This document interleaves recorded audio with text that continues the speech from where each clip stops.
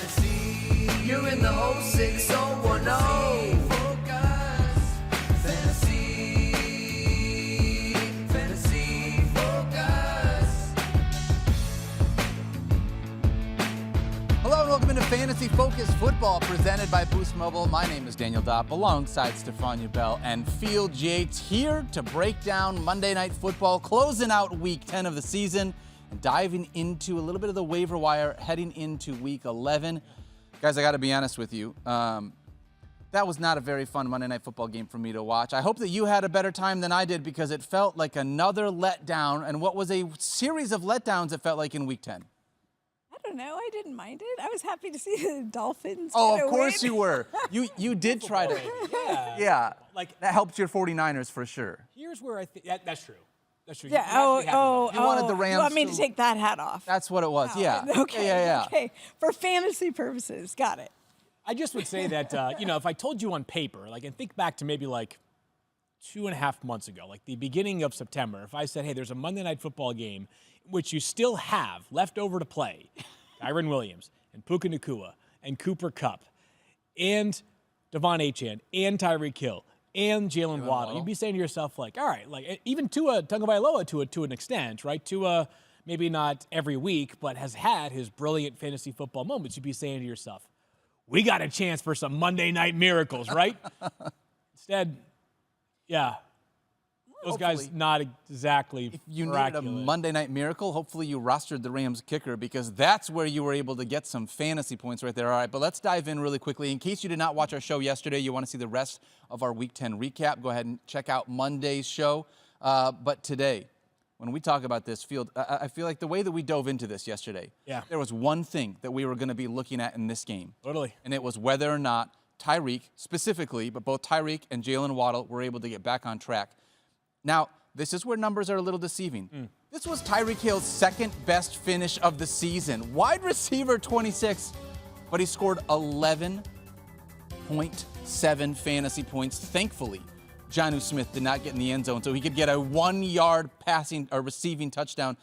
What was your major takeaway when you watched this, either one of you, on what you felt like from both Tyreek Hill and Jaylen Waddle in this passage? I want to talk about this because of the injury to Tyreek Hill. I think it did manifest itself last night. Now, he was able to play Lisa Salters with some excellent pregame reporting if you were watching it, because she spoke to Tyreek Hill and got the information that none of us really had about this injury that sort of seemed to crop up out of nowhere.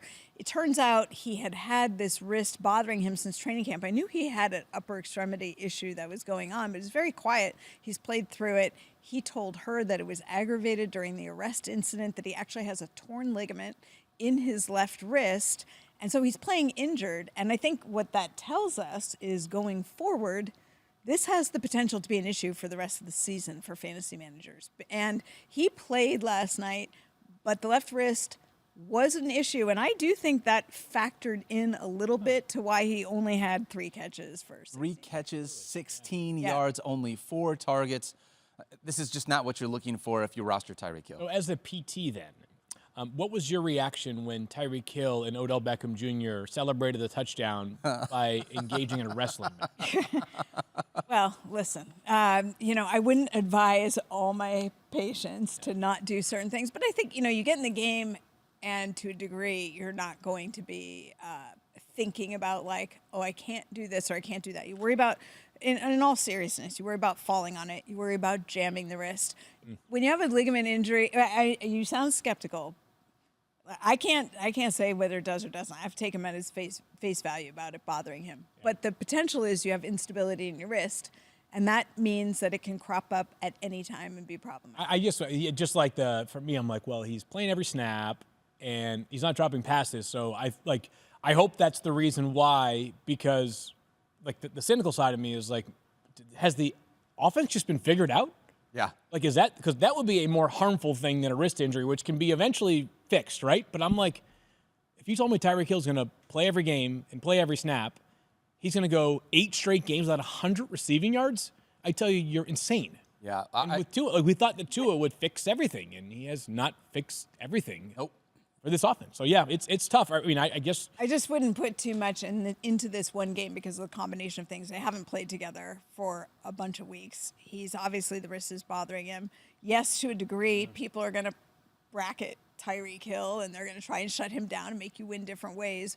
But I don't think this is the end of Tyreek Hill. I just think this was not the week, and I'm a little more optimistic going forward. But I do think there is a real injury that also underlies this that complicates the issue. In watching this game last night with my wife, Rosie, after Tyreek Hill, she was just savage. After Tyreek Hill scored that touchdown and they did that, end zone celebration that you talked about, she turned to me and she said, "Aren't they 2-6? Shouldn't they spend more time practicing football rather than practicing touchdown celebrations?" I was like, "Babe, you might not be wrong, in part because not only did Tyreek Hill not do anything, but if we thought that maybe Tyreek Hill was going to be limited, I thought maybe we would see more Jaylen Waddle. It felt like we were going to in the first little bit. First drive, yeah, he had 55 receiving yards on the first drive. That's more than he's had in any game since week 1.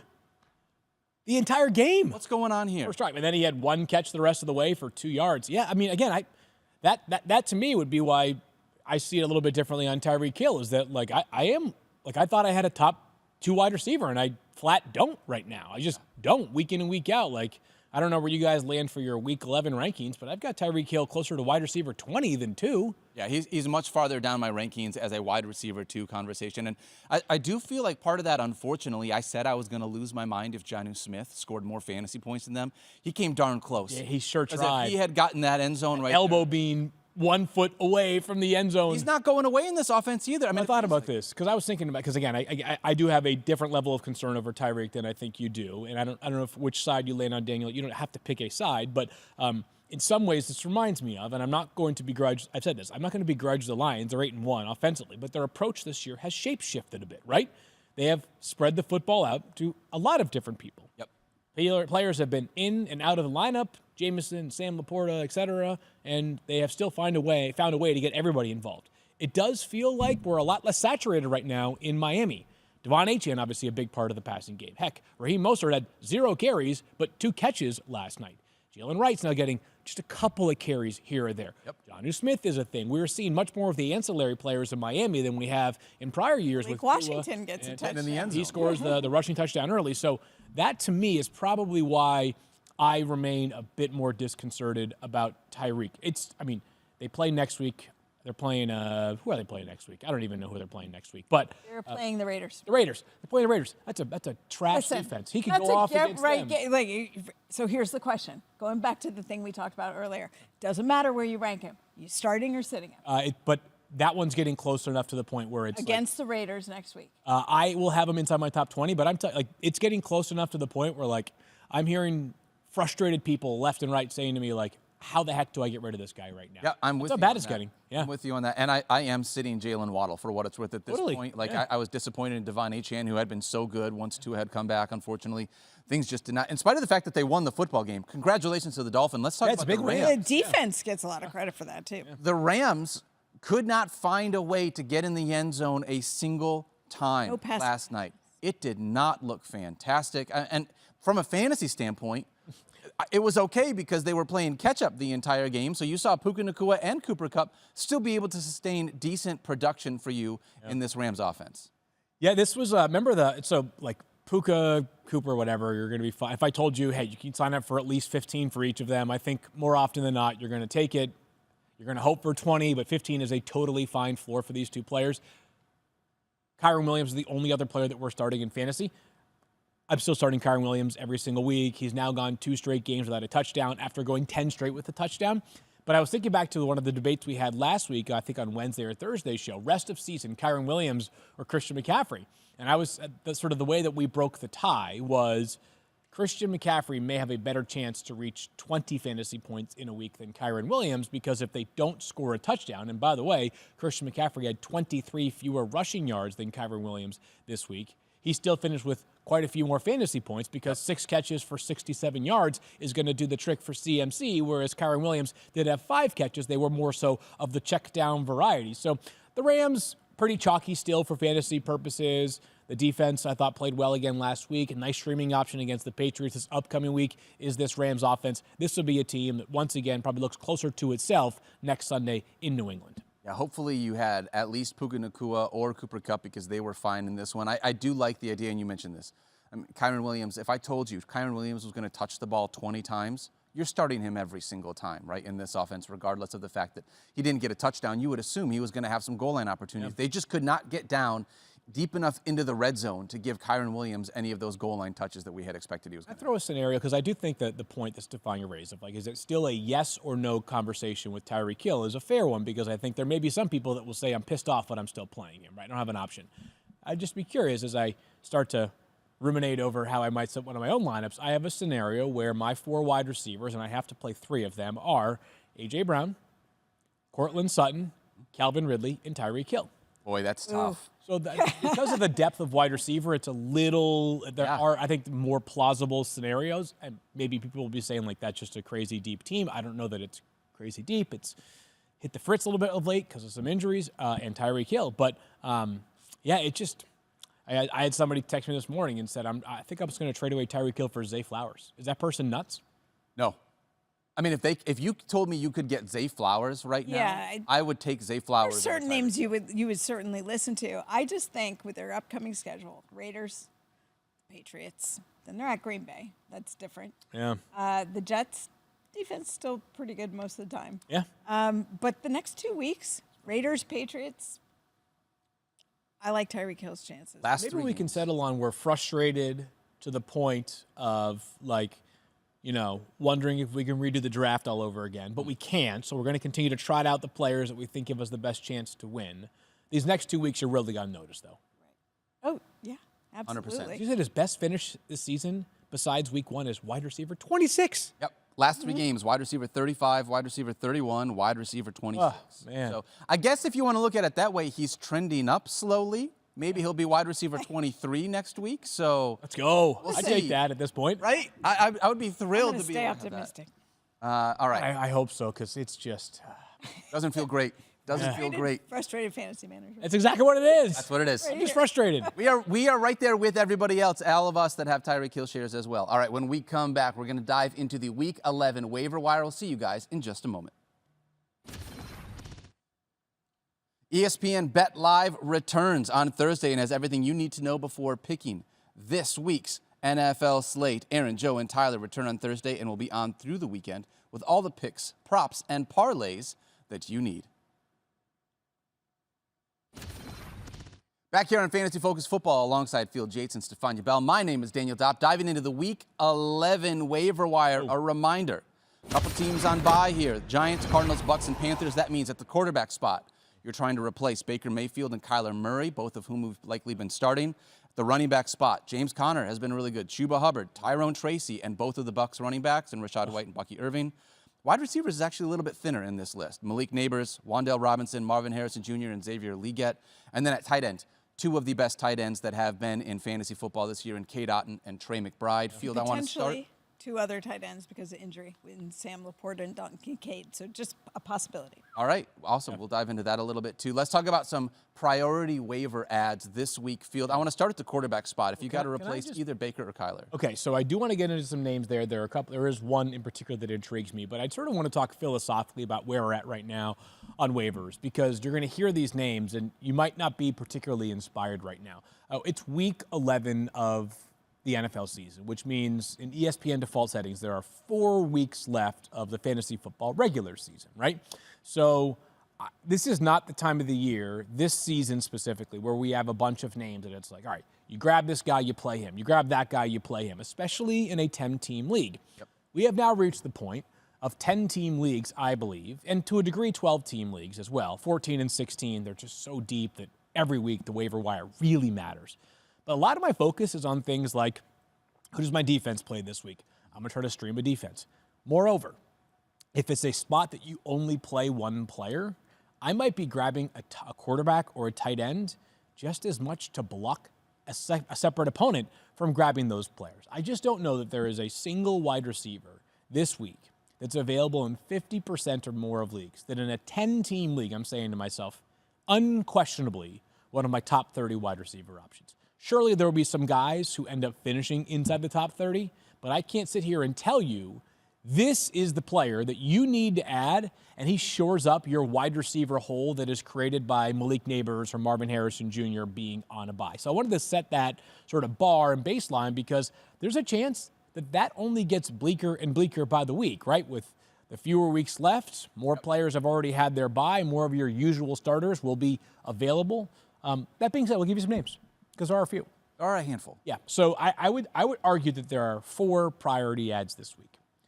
Number 1, Justin Herbert, who, by the way, if you need a quarterback, you just told us, Daniel, there are certainly going to be some people that have been playing Kyler Murray or Baker Mayfield, et cetera, that are maybe not so much Daniel Jones. But Justin Herbert, his last 3 finishes, all top 11. Quarterback 7, quarterback 11, quarterback 7. He has 19.5 or more fantasy points in 3 straight games. And I know that this team has talked about its identity, and the identity of the Chargers may very well still be play great defense and also run the football a lot. But perhaps quietly, the Chargers have started to pick up the passing attack. In the first 3 games, Justin Herbert failed to throw for 27 passes in any of them. In the last 6 games, he has thrown for 27 or more 5 times. So he is starting to pick up the volume a little bit, and that should increase on Sunday night, right? It's a huge game against an awesome Bengals defense. Give me Justin Herbert as a potential top 12-ish option this week. He just had his best rushing stat line of the season. Yes, he did. In the end zone. Like, when you can add the massive 32 yards with your legs. Totally, yeah. But it was half man, something. half beast. I know. I was asking I heard for more Jim Harbaugh. Jim Harbaugh. You're right. And Justin Herbert. It was classic. Yeah. I mean, Herbert. Here's the impression once again of Herbert. That's it. Yep. He said So quiet. something like, well, I have a lot to say, or he Yeah. kind He of was mocked great. himself. Very in it, tongue-in-cheek. It was great. It's so good. 2 of the last 3 games, Stephania, you mentioned 32 rushing yards and 49 rushing yards. It feels like He's a good ankle athlete. is feeling good, and he's back to kind of utilizing that mobility again. Yep, the ankle's better. Let's talk about at the running back spot. Yeah. Yates. I mean, you mentioned the wide receivers. rare There one. might not be someone that you just can grab and add in. I'm not sure at the running back spot you can grab anyone either and just plug them right into your lineup, although we did talk about this guy on Monday. Yeah, I'm going to give you the good and the bad here with Audric Estimé, right? The good is he had 14 carries for 53 yards, and that was 82.4% of the Broncos running back carries. No Broncos running back has handled that high of a percentage of carries in any game this season. All right, so this was the most committed to a single back as a runner as Denver has been all year. The good is that could only maybe not increase because 82.4% is a high percentage of carries, but stay within plus or minus 6%, right? Like it might be as low as 75, might get up to 90, right? It could certainly go lower than 75, but it would be nice if it settled somewhere in like that 75 to 80% range. Yep. And it's also a running back, and it's impossible to find running backs on the waiver wire. The mitigating factor is pretty clear here. Not going to be a factor in the passing game. Right. You are basically counting on Audric Estimé finding the end zone. This is, I'm not going to say as daunting as like Gus Edwards last year because Gus really had there was stretches where he would go 5 games without a single target, but he put in a better offense than Gus last year. So the chances of finding the end zone were probably higher. So I like him.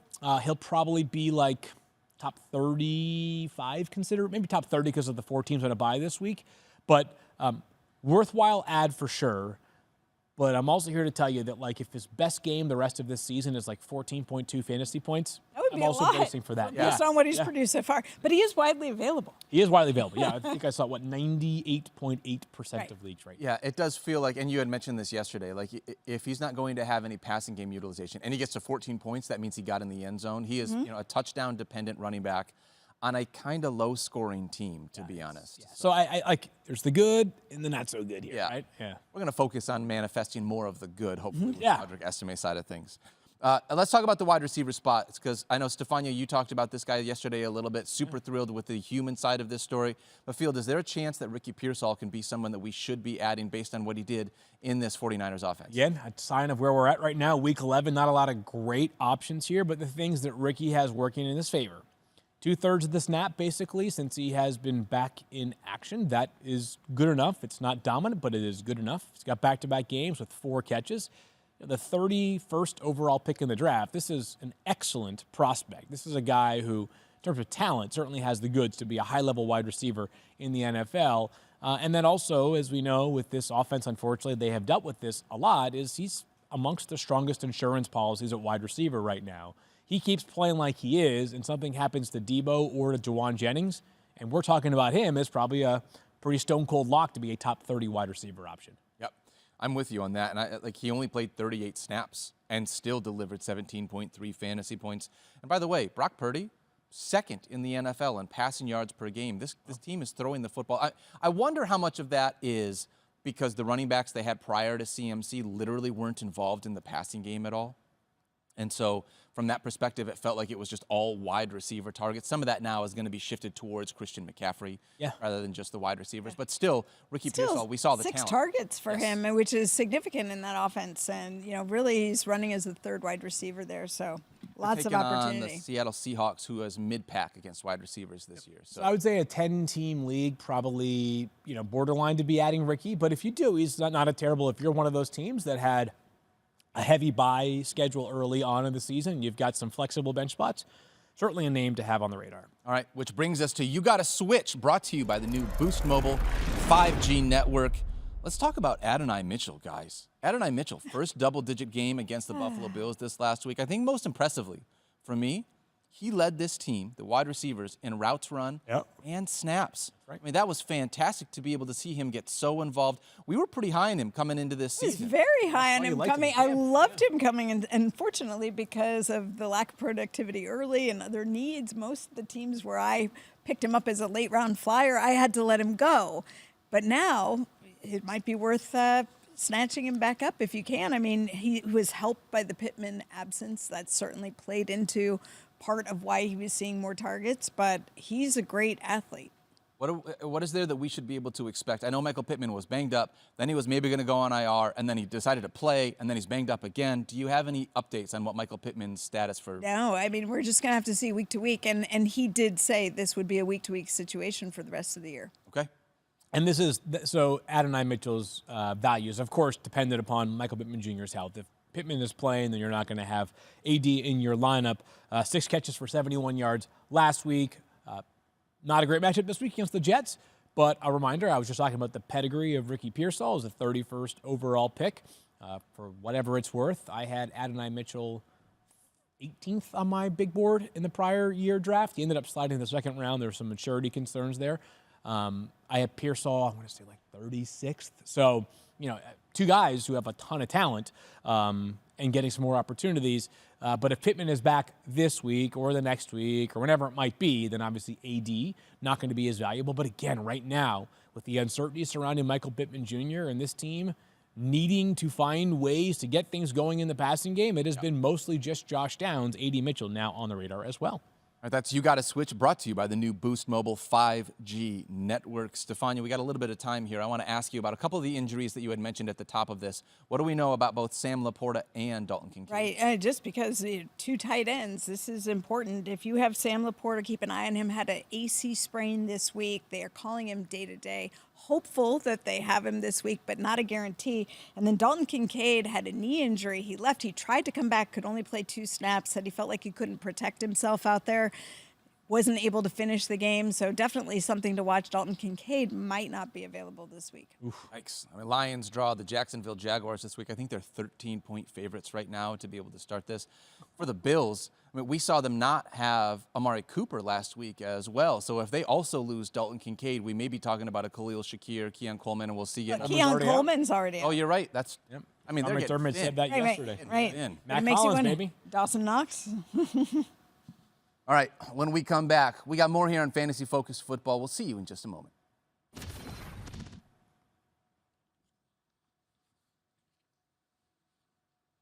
Best part about ESPN Fantasy is you guys, fantasy football community, and we want to make sure that we are always answering your questions. Head on over to Twitter to use the hashtag FFNow. Drop in your questions. Talk smack to Mike Clay. Tell Field just how good looking he is. He needs a little bit of a boost in that department. Use the hashtag FFNow this Sunday and tune in ESPN2 at 10 a.m. Eastern to see if you can make the show.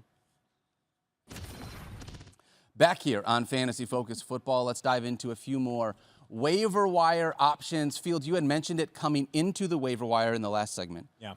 At this time of year, we may be approaching the waiver wire just a little bit differently, and now we've reached the spot where those insurance running backs on the roster might become even more valuable based on some injuries that may happen towards the second half of the season. Yeah, totally. So let's dive into some insurance backs and start at the top where you feel like you have the most insurance priority ad of Week 11. Well, I want to ask Stephania about the guy in front of him first. Yeah. That's Aaron Jones for the Vikings. What's going on there? Well, it was a little scary when you saw him get carted off, taken to the locker room in a cart with what the team called a chest injury, deemed him questionable to return. Now, he came back, and so right away that tells you if they did x-rays, they must have been clear. And he confirmed that after the game, that the x-rays were negative. He was able to actually re-enter the game. Kevin O'Connell said yesterday that he expects him to be limited in practice this week, probably going to be sore, as you would be with a rib injury of any kind. But he's still hopeful that he'll be able to play this week. And if he does, I still think you'll see a little bit of Cam Akers. We have seen a little bit of Cam Akers, even with Aaron Jones on the field, perhaps. If Aaron Jones is not quite 100%, you see, 3 or 5 more snaps in a game for Cam Akers. But it's still clearly Aaron Jones who is the guy in this backfield. He has been great this season. But Akers has leapfrogged Ty Chandler as that number 2 back in the Minnesota backfield. Ty came in and had 4 carries this past week. Akers had like 13. Yep. And it feels like if 2 backs are going to play in a given game, it's going to clearly be Aaron Jones and then Cam Akers. It's a good offense, that much we know. Akers has not been nearly as efficient as Aaron Jones has been. He's obviously not as good of a player as Aaron Jones has been, but Kevin O'Connell and that staff really, really trust Cam Akers. So he'll be a must-add if you have Aaron Jones. You may have already taken care of that, but I don't hate adding insurance policies for players that are on other teams either myself, because even if I don't have Aaron Jones, if something happens to him, I would be the beneficiary. That sounds crass, but you guys get what I'm saying in fantasy football terms. Yep. If I have Cam Akers on my roster. Yeah, the Vikings had a bye in Week 6. Yep. So since Week 7, which is when we finally saw Cam Akers in a Vikings uniform, he has 22 touches for 100 yards from scrimmage. Since that time, Ty Chandler only has 6 touches. Yeah, it's clear. Here's the 2. Yep. Pretty clear that Cam Akers is the number 2 there. Cool. So we'll see how that one works. For me, if I'm looking at a second running back that I want on our roster as an insurance back, it would probably be Ray Davis amongst this group. Rostered in 19% of leagues. Bills are 11th in rushing touchdowns from the running back position, 4th most in the NFL. They have 20 goal-to-go carries, 5th most, and the 4th most goal-to-go touchdowns as well. And I want backups that are on high-scoring teams. That's part of why I mentioned this. The Buffalo Bills score a lot of points, 4th in the NFL in points per game, and we've seen him do this a couple of different ways. Week 6, he had 23 touches, had 152 yards from scrimmage for 18.2 fantasy points. Week 7, he found the end zone, 11.7 fantasy points. Week 9, 90 yards from scrimmage and got in the end zone there as well, 17 fantasy points. If anything were to happen to James Cook, it does feel like you had just mentioned the term, he has leapfrogged Ty Johnson and looks like the number 2 running back in this Bills offense. Yep, I would agree on that. You want to do a little round table? We pass the torch around. Stephon, you want to draft one next of these guys that we have as insurance policy backs? Oh, you mean like go down the list here? And if there's somebody that you would like. Blake Corum with the Rams, I think we know that he is behind Kyren Williams. The issue is how much run was he going to get? I think some of us thought he might have more opportunity, but then we were reminded that Sean McVay loves his number 1 running back, and he was going to go and stick with Kyren Williams. That's been the case. I will say Blake Corum doubled his snap percentage. Or his carries. I think he went from 1 to 2. Hey! So, he went up by 100%. You could look at it that way, but still, only 2 carries. He's not going to be doing any work for you, but he has a clear path to play if anything should happen to Kyren Williams. He's also returning punts, so he's helping the Rams out that way. But this is part of what we talked about, and Fields, I know we've mentioned this, but Blake Corum is going to be completely unusable as long as Kyren Williams is healthy. 404. This is coming into last night's game. Kyren Williams has played 440 snaps this season. Blake Corum has played 32. Yeah. And Ronnie Rivers has played 29 for what it's worth. So it felt like we're trying to make sure that is it Blake Corum, is it Ronnie Rivers? I still think it would be Blake Corum if anything happened here. But I think in a major way it would be Blake Corum. Yeah. But dude, talk about we had the online internet webs got fired up about the Panthers extending Chuba Hubbard after drafting Jonathan Brooks. What are they going to say if the Rams extend Kyren Williams this offseason, which I would think would be on the table for them, given that he would be extension eligible for the first time in his career. After using a valuable pick on Blake Corum, a guy who I think people thought could go as high as a third round, but might have been more of a fourth or fifth round pick, would be fascinating. Also an interesting fantasy discussion if that happens. It's one of those things, not to be crass about it like you had said, but if Kyren Williams were to miss time, just given the way that they utilize one running back in the system, Blake Corum could be very helpful for your fantasy He squad. did catch a pass last night. Love that. In addition to his 2 carries. So, you know, He's balling. that speaks to the fact that at least he has the potential to be a pass catcher and not just a ball carrier. Field, I'll pass it back to you. Who you got Yeah, for this next one. So I will just mention this player because I don't know if there's a chance that he actually gets to this point. But I interpreted the Bengals trade of Khalil Herbert for Khalil Herbert as a potential way to fill the Zach Moss gap. The first game, he was acquired on, I think, Monday night or Tuesday morning. They played Thursday night. He got one opportunity. It was that fumbled exchange between him and Joe Burrow. I don't know if he was yanked because it was a competitive game where the Bengals felt like we literally need to win this game or else our season might be over. Let's just play Chase Brown until their clock strikes 0. There's a part of me that just can't quite get on board with the idea of Cincinnati playing Chase Brown 100% of the opportunities. This isn't Derrick Henry. This isn't Christian McCaffrey. This isn't Kyren Williams. Very different type of back. So I think there's a chance that Herbert, amongst the guys that we have talked about so far, grows into a slightly more impactful role.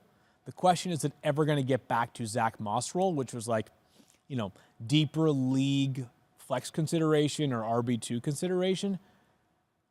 But if something happens to Chase Brown, then he would be the next man up in this back. And he has been banged up a little bit. Chase Brown has. He's had a couple of soft tissue injuries already this year. He's managed to play a lot, but I've been a little surprised by the workload they've been giving him when he hasn't even been fully participating in practice some weeks. And it's weird, too. They worked out a couple of running backs, ended up signing Gary Brightwell to their practice squad yesterday. So they're clearly continuing to mine for depth there. But that was only surprising to me because they already have Trevion Williams. They already have Kendall Milton on the active roster. He's a rookie out of Georgia. So I can't quite figure out what to make of this Cincinnati backfield. But I think if something happens to Chase Brown, then I think Khalil Herbert's the next man up. Yeah, positive and negative here from me.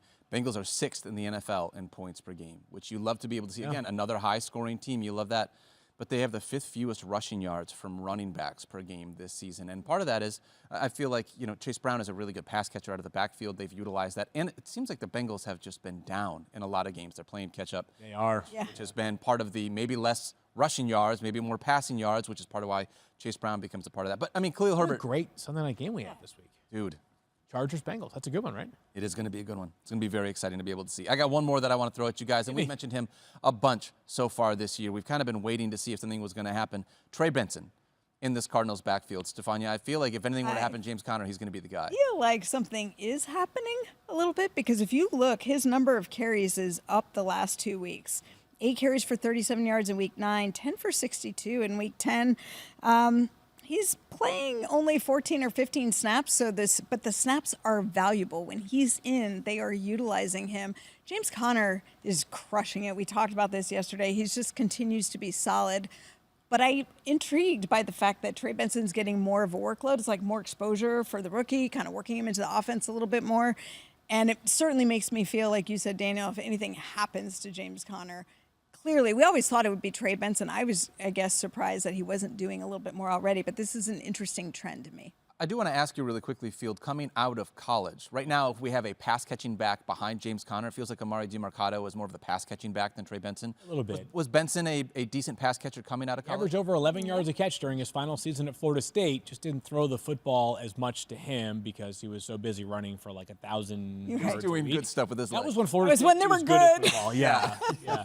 Now they can't even score 3 points in a game. I guess they can score only 3 points against Notre Dame last week. Good Lord. Whew. Yeah. All right, that's a handful of insurance policy running backs that you could grab in case you need someone for the end of your bench as you make your way towards the fantasy playoffs. When we come back, we'll have more from Fantasy Focus in just a minute. ESPN Bet, the official sportsbook of ESPN. Sign up for ESPN Bet to claim your new player bonus. And for a limited time, also unlock access to 30 days of ESPN Plus to stream exclusive live sports. Download the ESPN Bet app to get started today.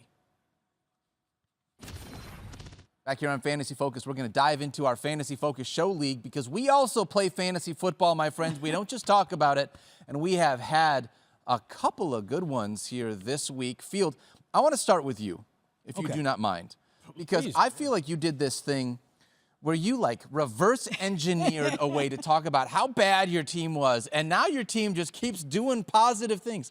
I should have done that. Yeah. I should have done that. Oh, you know what?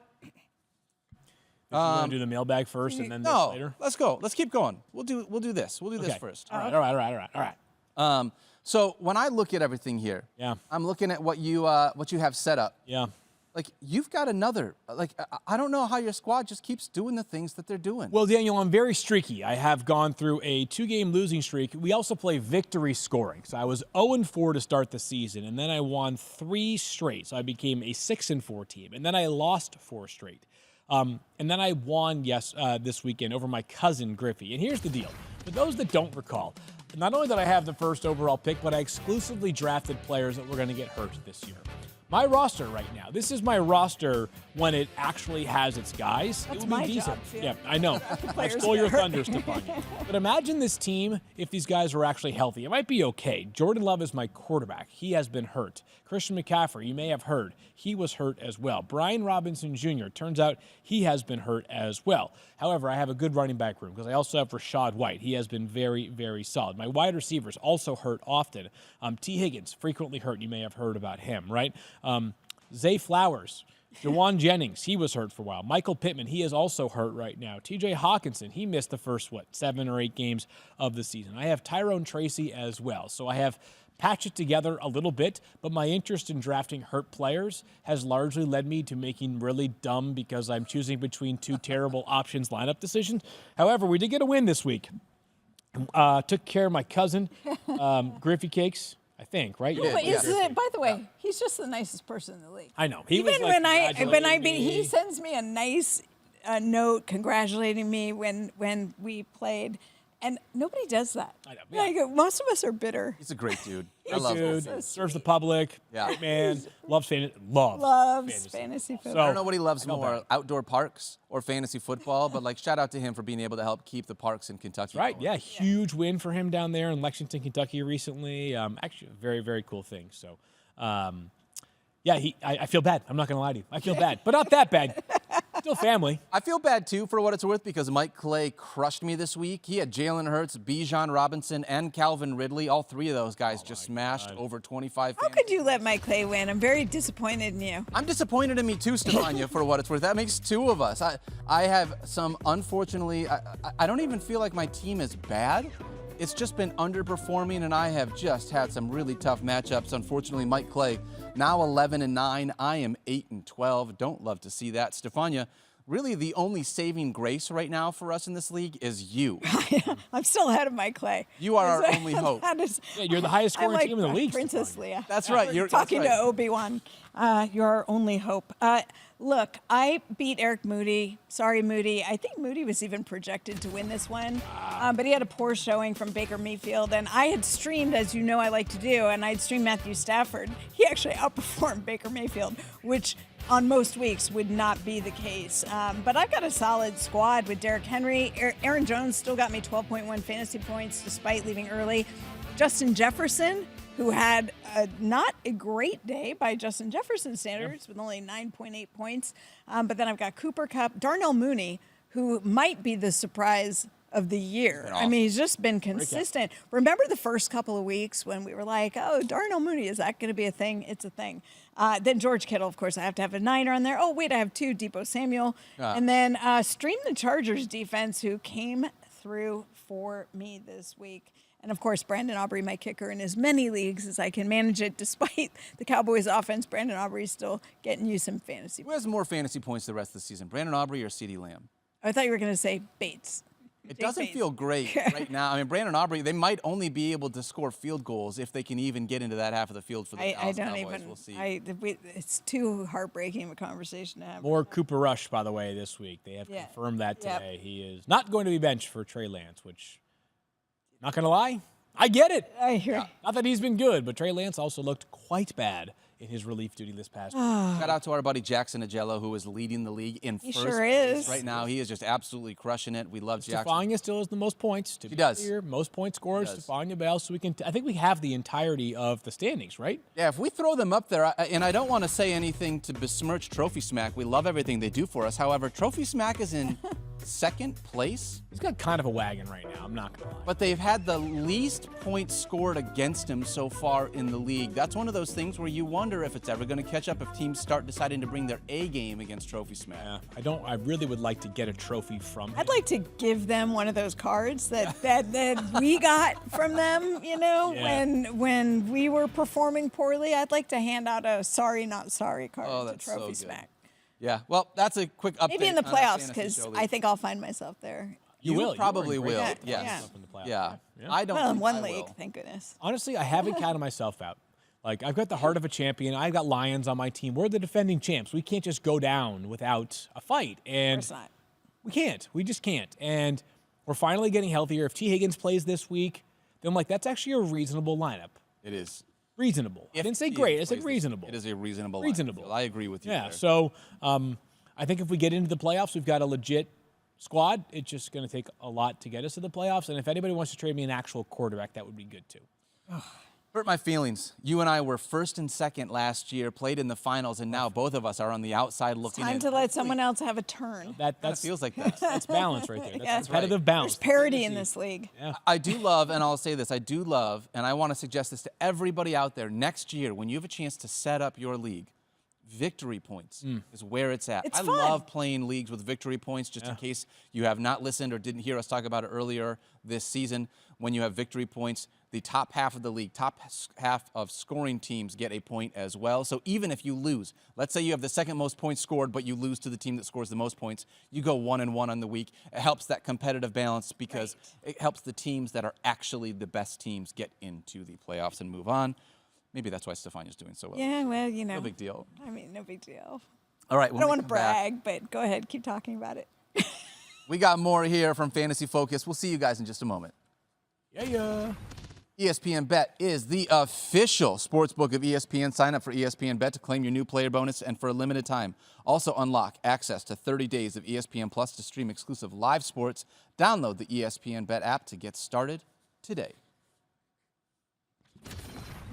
Back here on Fantasy Focus, my name is Daniel Dopp, here with Stephania Bell and Field Yates. Guys, let's dive into the Fantasy Focus mailbag. Yeah. Some questions from some of our loyal listeners.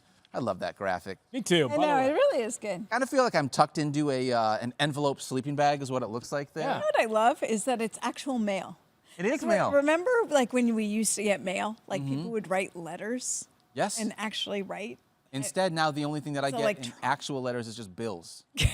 Yeah. or ads. Or things that I don't care Every about. so often, I get, a handwritten thank you note goes a long way, people. It's true. Just want to throw that out there. You really want to impress someone? Drop a little handwritten thank you note.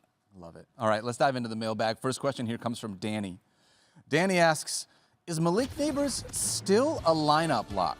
What does the Fantasy Focus group think about Neighbors' rest of the season field? We kind of talked about this a little bit yesterday, and I saw you posted it on Twitter again this morning. Yeah, Danny, good question right there. So we talked about this yesterday, and what my statement was on Malik Neighbors was that he has become the player we thought he was going to be coming into this season, and unfortunately that's not a good thing. Over his last 4 games, Malik Neighbors, second in the NFL in target share. That's really good, right? You love that number. Problem is he has 0 touchdowns. He has 1 end zone target. He is 57th in reception percentage.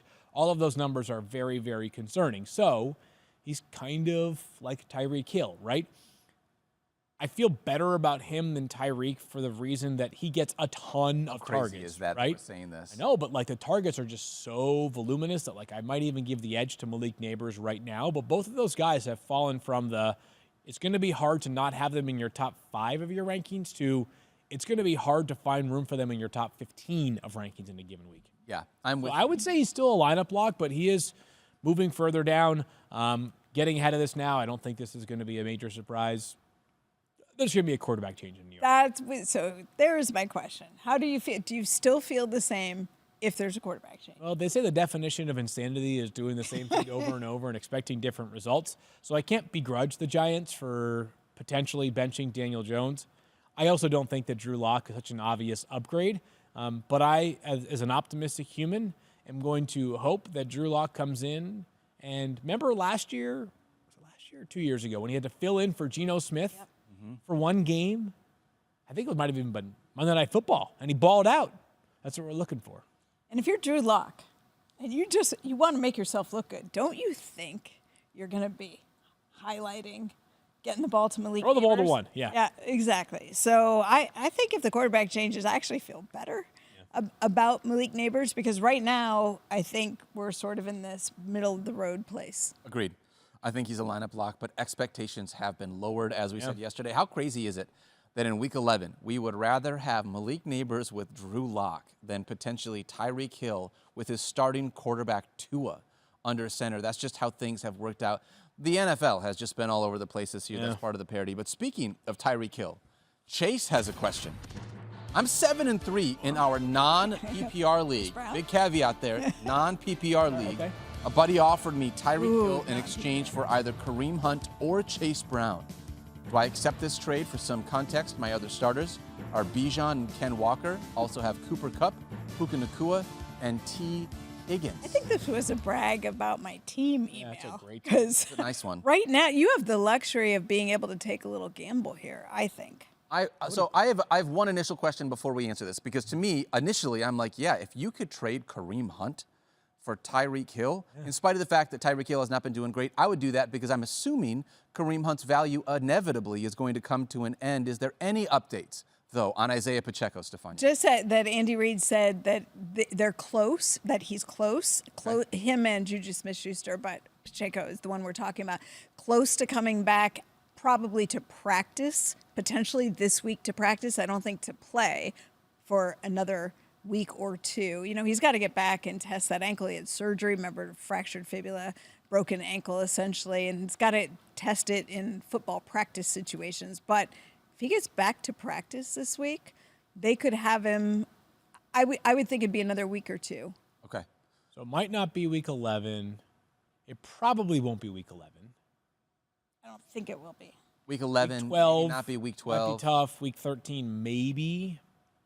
But even when he comes back, like, are you expecting him to right out of the gates play a ton? And we never, you know, running backs and ankle injuries, we've seen this story before. Sometimes it's hard for them to look like themselves when they first come back. So you can be excited about it. They can be excited because then they have these options. But at the very least, the concern would be that you're maybe dividing a workload. Okay, so my brain went to Isaiah Pacheco for a second and it lost sight of the target.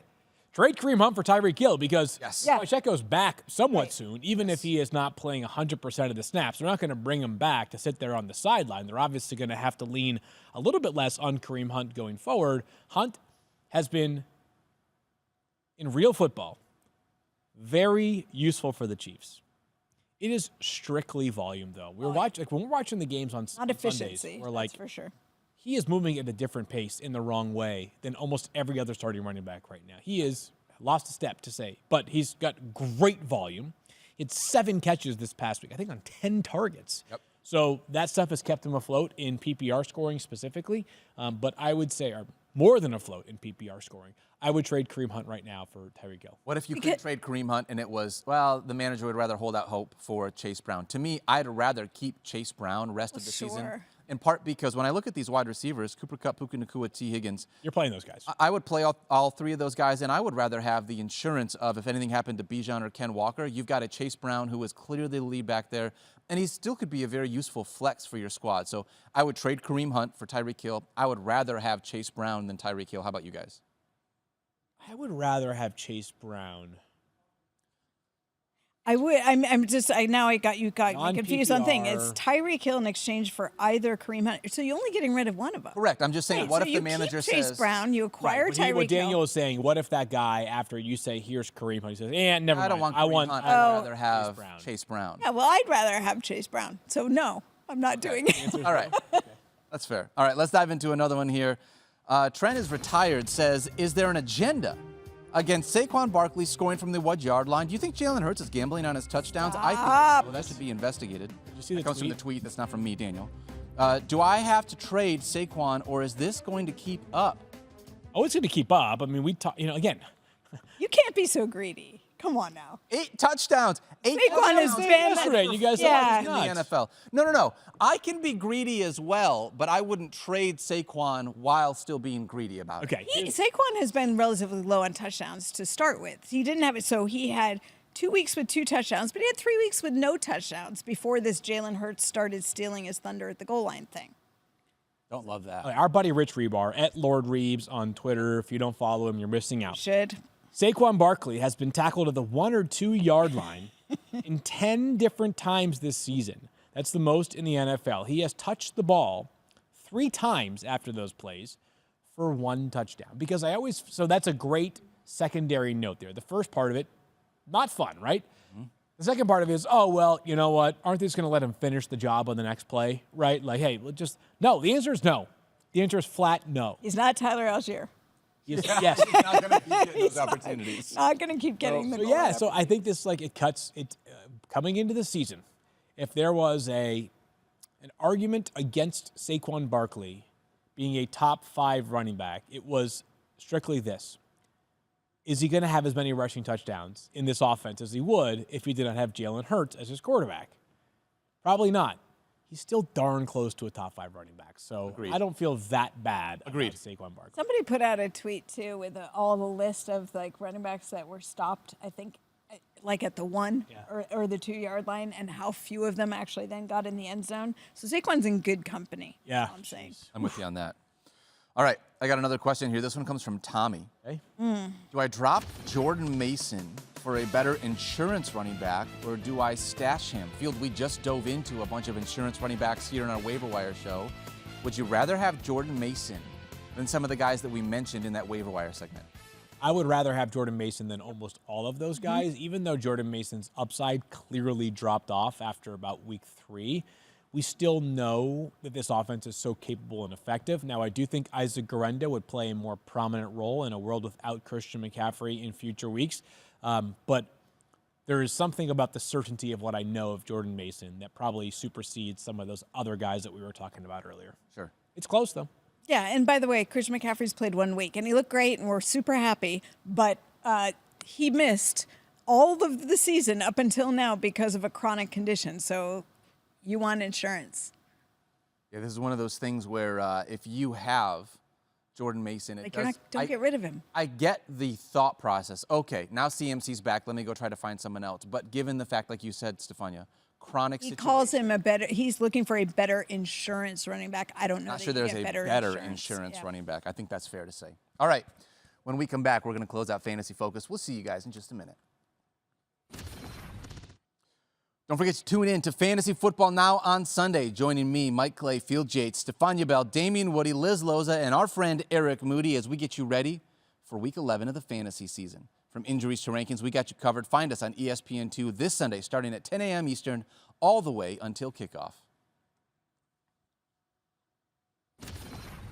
Back here on Fantasy Focus Football alongside Stephania Bell and Field Yates. My name is Daniel Dopp, and guys, we're heading in to Week 11 of the season. No, we're not. The season, the playoffs are literally on our doorstep. Playoffs? Yeah, I know. I can do Well some. done. So Yeah, can you? that's pretty good. You might be able to do it better than Playoffs? I'm not- Playoffs? Stephania, you want We're to? just trying to win a game.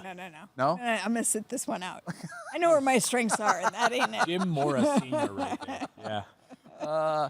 Honestly, I am hoping in Week 10, in case you felt like Week 10 was a low-scoring week, it was. If you look back at it, felt like it? statistically, on the season, it has been one of the worst scoring weeks of the season.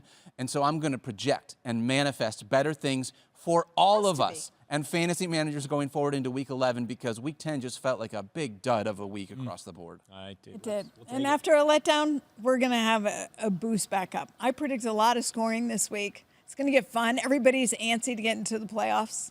So let's go. From your mouth to God's ears, Stephania. right. I mean, we're really hoping that that's going to happen. I mean, we really do. I'm into it. 100% into it. So it's going to be a tough one. We'll figure out how things go. And obviously, if you are not already, I mean, I realize season has already started. Fantasy basketball is in full swing. I think there's still time to be able to draft some teams. It's a long season. ESPN.com. There are already a lot of injuries in fantasy Playing hoops. Stephania, both in Hi. hoops and football war room leagues A this week. lot of Field and Stephania matched up Wow. against each other. I'll tell you what, I have been in some of the leagues where I'm not doing so well in fantasy football. I'm excited that my fantasy basketball squad has gotten off to a pretty decent start. Nice. So Easy now. You know. Well, I you didn't destroyed say any me. names, Stephania. Yeah, I know. I felt it. I felt the shot across the bow. I love hear it, you. kid. That's going to do it for us today here on Fantasy Focus. We'll be back tomorrow for our Week 11 rankings show. Today's show is presented by Boost Mobile. Don't forget to love each other. Be kind to yourself. You deserve it. And we will see you guys tomorrow.